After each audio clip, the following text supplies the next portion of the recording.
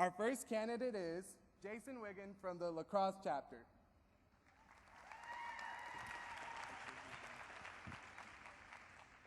How many Cougar football fans do we have out here today? I like to hear that. For many football fans, whether it be Cougar fans or New Orleans Saints fans alike, Steve Gleason is a name that should ring a bell. Steve Gleason went to school in Spokane, grew up there, and went on to play baseball and football for Washington State University. After that, he was drafted by the Indianapolis Colts in 2000 and was eventually traded to the Saints, where he played in the NFL for 7 years. Standing at just 5'11", Steve Gleason was told he was too small to play defensive back beyond high school. He was too small to make hits on those giant running backs that were going to come barreling at him through the line. Well, they were wrong. Steve Gleason did. He played not only a short career in the NFL, but he played a full 7 years. Unfortunately, as many of you may know, shortly after, Steve Gleason was diagnosed with ALS, also known as Lou Gehrig's disease. It's a neurological disease that attacks the brain and slowly shuts down the body. Many people would shut down after this diagnosis, especially someone as energetic and athletic as Steve Gleason, but he didn't. In fact, he pushed himself even harder. Not only that, but once he was diagnosed with ALS, he went back to college, received a bachelor's in business management, and even more impressive, with the help of his former teammate, he climbed to the top of Mount Monte Picchu in Peru, a 9,000-foot tall mountain. Now that's pretty impressive when your body's slowly shutting down. Now, recently after that, him and his wife started a campaign called Team Gleason, and their motto was No White Flags. What a fitting motto. No white flags. Don't give up. He faced the most adversity and the biggest crushing news of his life, that his body was going to shut down and he would slowly become paralyzed. He didn't stop. He pushed himself. He's raised hundreds of thousands of dollars for a campaign that benefits him and people alike. One thing that FFA members can take away from Steve Gleason is don't give up in the face of adversity. You're studying for a test that relates to CDE. You don't get it, go to the next contest. Get that one down. Don't give up. Try your hardest. Washington FFA, I hope that I can continue my journey in the FFA and that I can help inspire you to don't give up. No white flags. Thank you.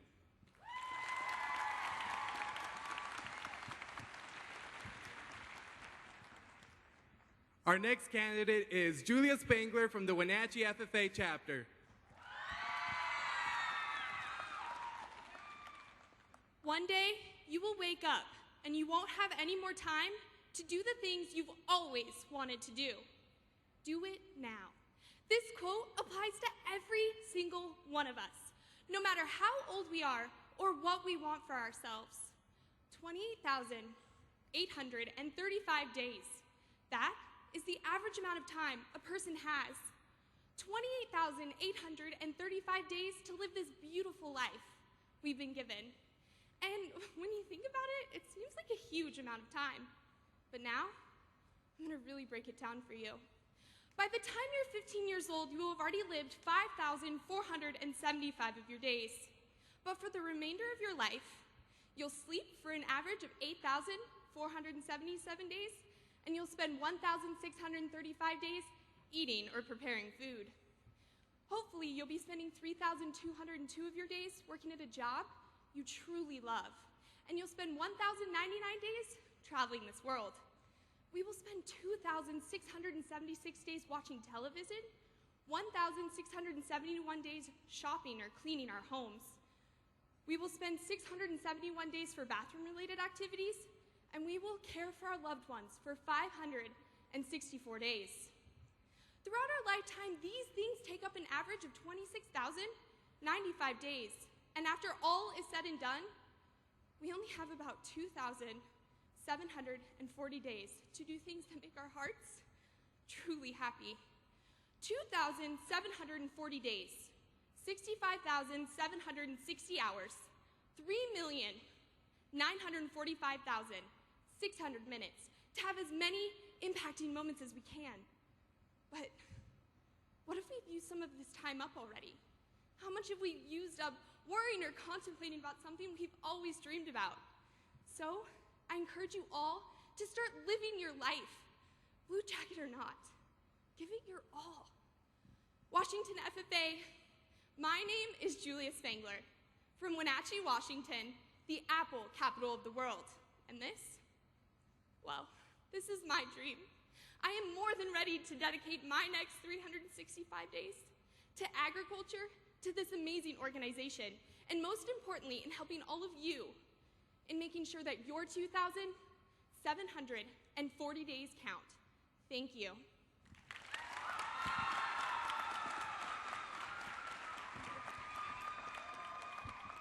Our next speaker is Marissa Apperson from the Rochester FFA Chapter.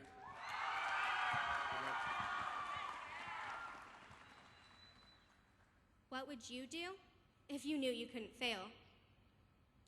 Really, what would you do? I know how when I was asked this question, I began to think of a whole list of things that I was too afraid to try. And shortly after this conversation, I was complaining to someone who I looked up to about how much I thought I just couldn't do something. And instead of giving me that sympathetic look I was expecting, they told me this. They said to not tell them what I couldn't do, but to just show them what I could. And after some serious thought, I began to realize just how much the word can't was holding me back. You see, when we use the word can't, we're giving up before even giving ourselves a chance to succeed. We are refusing to take a positive risk, and those positive risks are the best way for us to grow as an individual, as a leader, as a team, and even as an organization. We may not know whether we can accomplish the end goal right away or not, but we never will if we don't at least try. Penny Chenery says it best when she tells us that life is ahead of us and we must run at it, because you never know how far you can run until you run. I can tell you the reason that I was saying I couldn't do things is because I expected perfection from myself the first time I tried anything, and that was really the case. I'd convinced myself that failure, no matter how small, was unacceptable, and that if there was a chance I wouldn't be good at something, that I should just give up. I was so focused on the finish line ahead that I forgot that there are many ways to run a race. We may not excel at everything we do right away, but that does not equate failure. I remember my freshman year in high school, standing up for my first public speech in front of a big group. My knees were wobbling, my palms were sweating, and my voice was shaking so bad, I doubted that anyone could understand a word I was saying. In that moment, I was so disappointed in myself, I doubted that I would ever speak in public again. But instead of giving up there, I chose to use that disappointment as motivation to finish my race and conquer my fear of public speaking. Washington FFA, my name is Marissa Apperson, and although I don't know where our story together will end up, I can promise you that nowhere in that story will it say that we gave up. Thank you.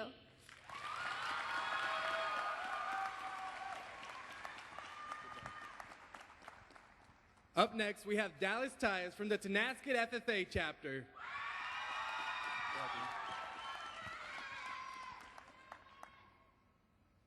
4 to 6 years.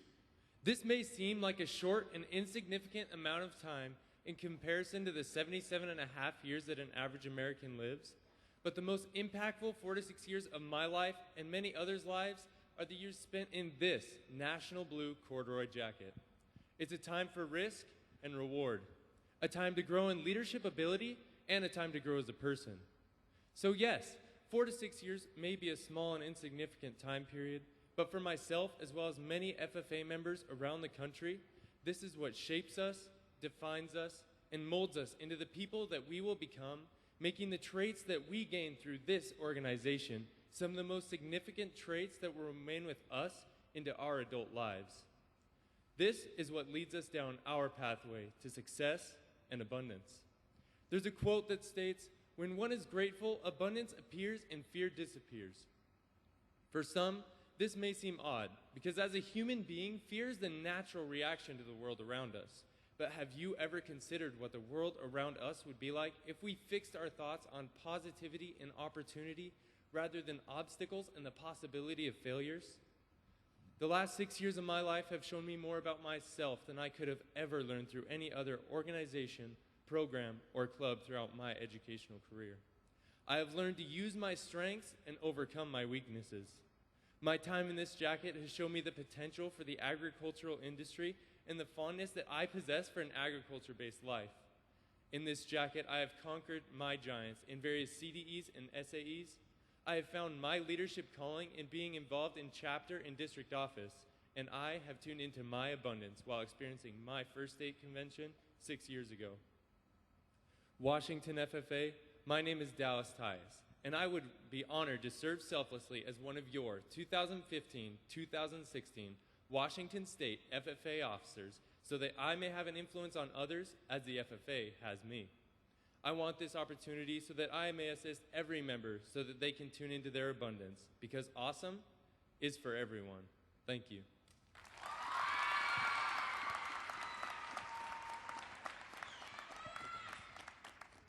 Up next, we have Michaela De Rue from the Waitsburg FFA chapter.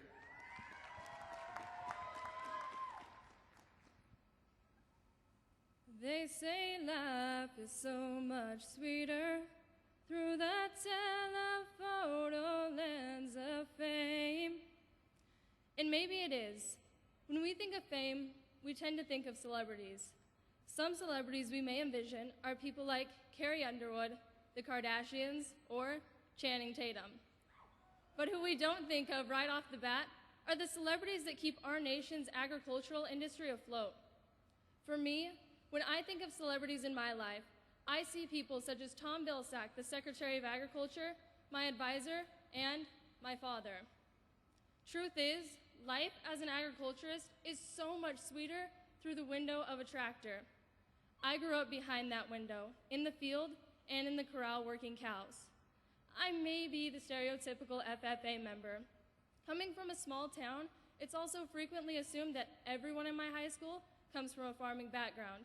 Of the 94 students in my high school, about 4 actually have a traditional ag-based background. What may come as a surprise to us is that throughout the nation, 68% of FFA members live in rural or farming areas. The other 32% live in suburban areas.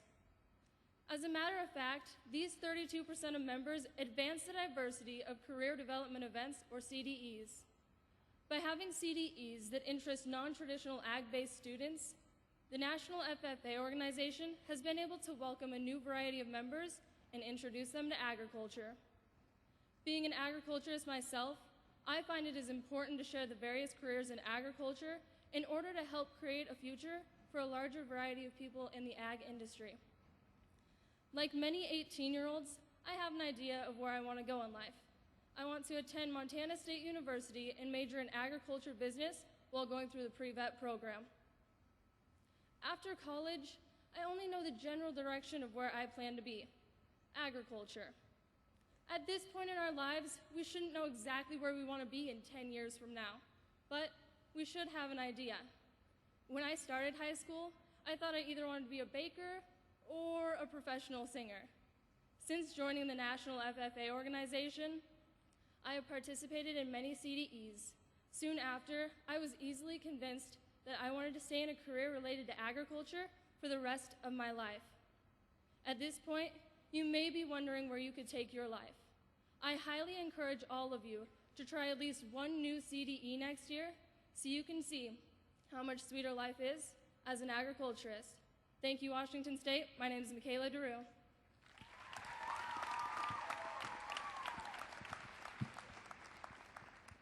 Up next, we have Mitch Jameson from the Garfield-Palouse FFA chapter.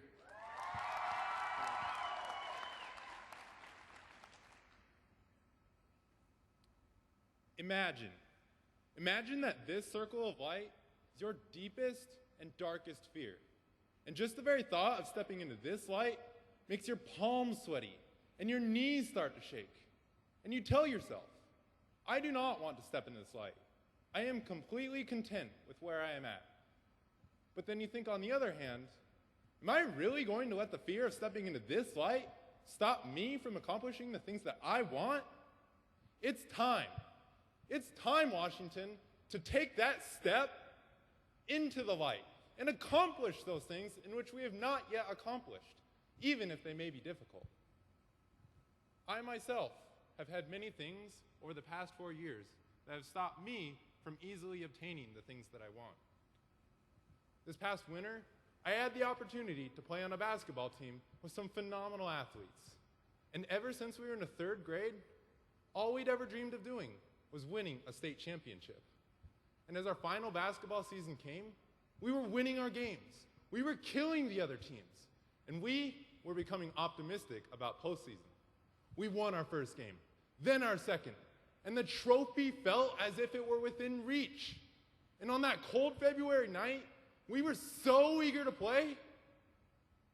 But in a matter of 32 minutes, a dream that had stayed alive for 9 years was gone. And as that final buzzer sounded, I told myself, right then and there, this isn't the end. I want more out of my high school career. And I soon realized I was not prepared for the end result of our basketball game, but I was prepared for the future. For any fellow scouts in the audience, you may realize that this is in fact the scout motto: be prepared. Being an Eagle Scout myself, I know the importance of being prepared. But in that very moment, I was not prepared for a loss. I had mentally not prepared for defeat. But if I can take anything from that experience, if I can take one thing from that motto, it would be to be prepared for the unexpected at all times. As FFA members, it is crucial that we be prepared. Washington FFA, I have been preparing for this moment for the past 4 years. Everything up to this point has prepared me to help you take that initial step into your light and out of your comfort zone, because that initiative is what makes this organization extraordinary. My name is Mitch Jameson, and I am proudly representing the Garfield Plus FFA chapter, and it would be my honor to serve you as a 2015 state officer. Thank you.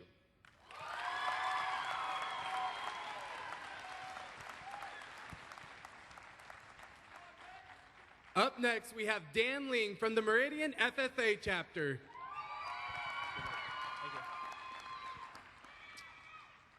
Washington FFA, I'm about to tell you guys one of my biggest secrets. I wear glasses. Not many people know that I wear glasses because I wear contacts full time. Now, I know you're all probably sitting there wondering, what significance do glasses have in a speech about running for state office? And I'm going to explain that. Every morning, I wake up in a world that's blurry, it's unclear, I can't see, I don't have any vision. I reach for my glasses, and I put on my glasses, and everything jumps into focus. I have a vision, and I can therefore continue through my day successfully.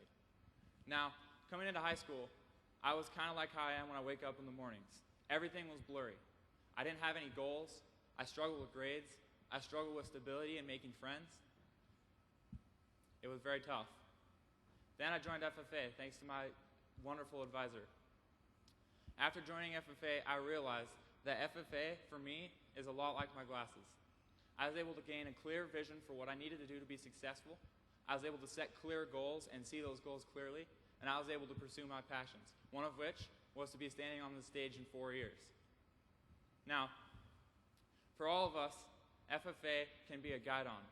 It can be something to show us a clear vision of what we need to do, of who we need to be, of how we need to act. Putting on these jackets is just like putting on glasses. The vision that we have for the world is made clear, and we know what we need to do.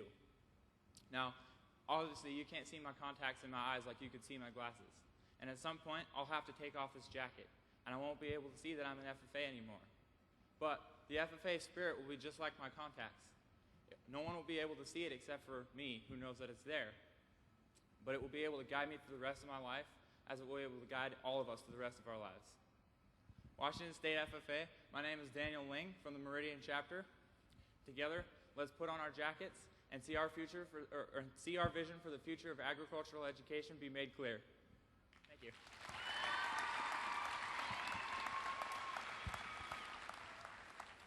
Up next, we have Ethan Shields from the Ellensburg FFA Chapter.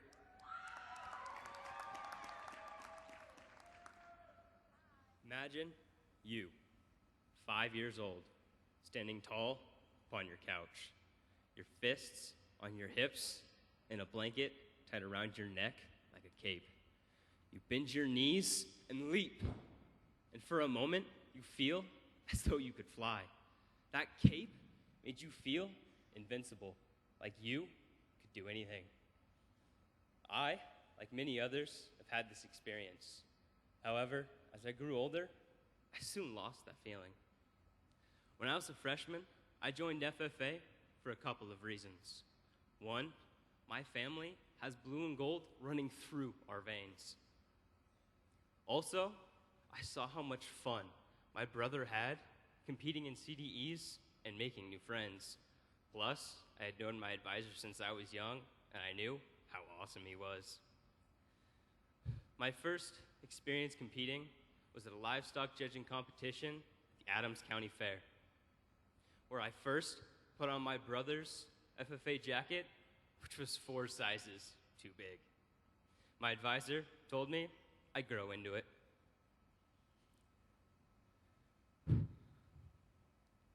This experience in FFA has been wonderful. I have been able to gain so many new skills and meet so many new peoples. This organization has allowed me to be able to come up and speak in front of people. This organization has allowed me to thrive as a person. And that is why I want to ensure that everyone can have their own life-changing experiences like this organization has given me.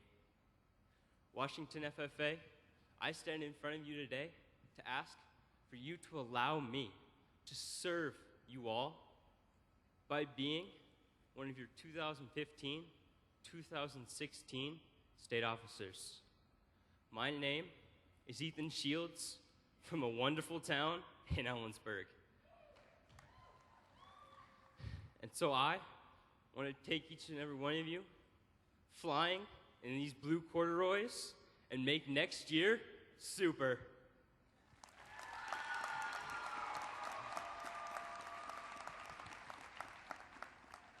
Up next, we have Monica Haugen from the Pullman FFA Chapter.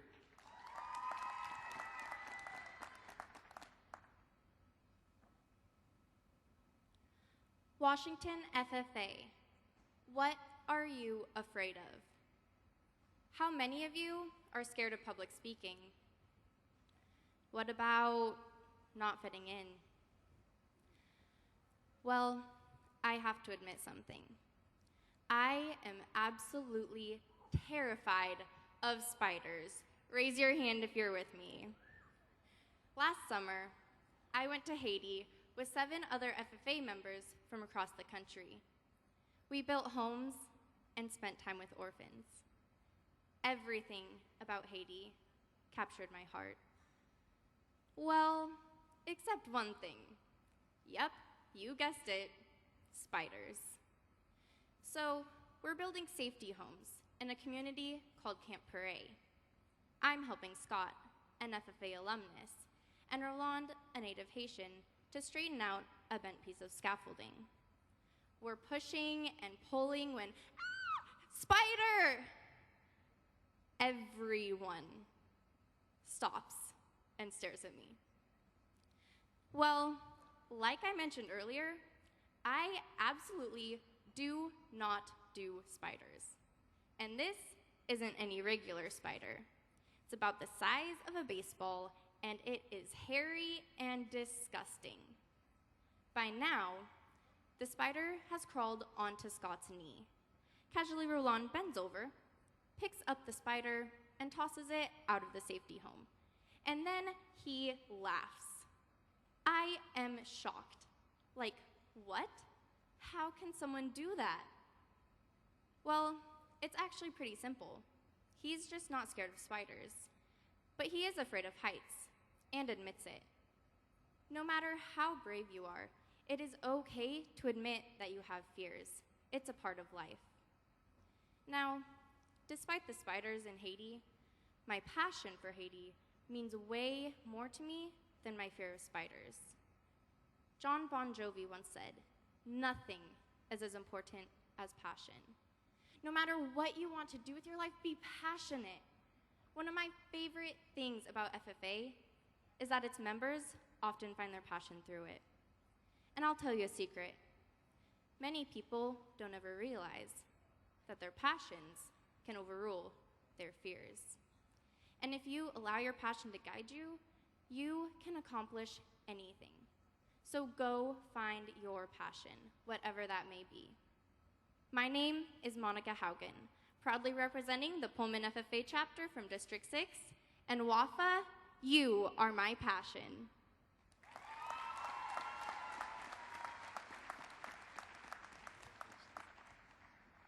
Up next, we have McKenna Ford from the Arlington FFA chapter.